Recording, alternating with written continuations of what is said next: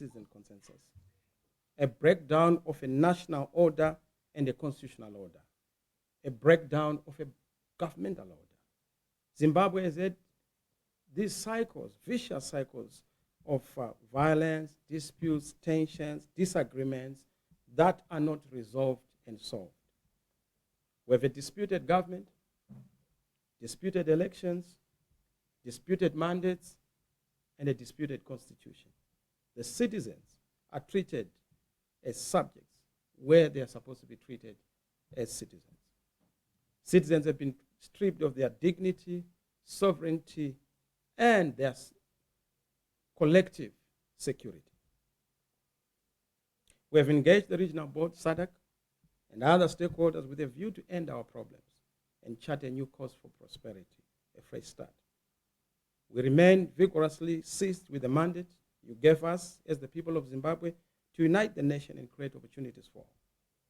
We are acutely aware that if we want to progress and prosper as a nation, we must abandon the politics of the past and embrace a fresh start and a clean start.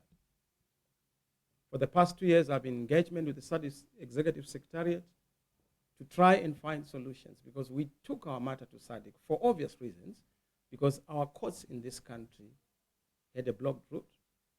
So SADC was supposed to be another avenue to give us the same remedy we sought in our own domestic jurisdiction. But unfortunately, because the chairman of SADC was a disputed individual, so that stalled processes. But we still continue, because we believe that the issue of elections that are disputed in Zimbabwe is not resolved. Even if it takes 5 years, 10 years, 20 years, we still have to go back to correcting the process flaws that we have. I'm clearly aware that some of you are saying, let bygones be bygones. Some of you are saying, no, it's already water under bread. It's spilled milk. No, it's not. If we don't fix what's broken, we'll never get it right. Zimbabwe needs a fresh start. What happened before must never be repeated. Zimbabwe needs a new way. The new way born out of a long-term reflection on a critical truth. The challenge of our politics is that the alternative has for a long time been built on the rotten, compromised, exhausted, and sterile past. A past that stifles the organic emergence and growth of an authentic, credible alternative in Zimbabwe. Instead of progress, the old ways have produced entitlement, fatigue, exhaustion, compromise, corruption, and being bought, joining the grave train. People literally chasing titles and entitlements instead of pursuing the agenda of transformation. Such foundations cannot sustain a credible alternative. This is why Agenda 2026 is about a clean break from the mistakes and missteps of the past. It is a commitment to reimagine Zimbabwe and to rebuild a nation on democratic values, constitutionalism, competence, compassion, a fresh start that means we are rejecting fear, violence, corruption, selfishness, greed, and exclusion, embracing ethical leadership, accountability, and citizen service. This agenda is not about personalities.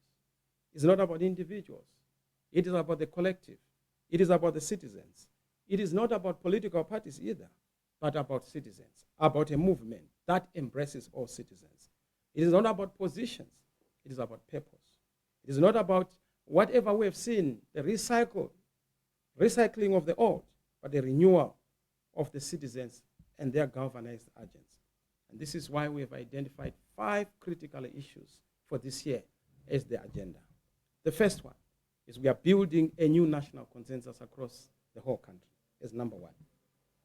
A new national consensus entails what we want to see with the citizens, for the citizens, about the citizens.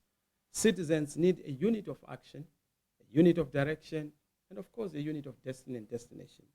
Unit is not imposed. It is built organically from below through communication, connection, conversation, consultation, and consensus.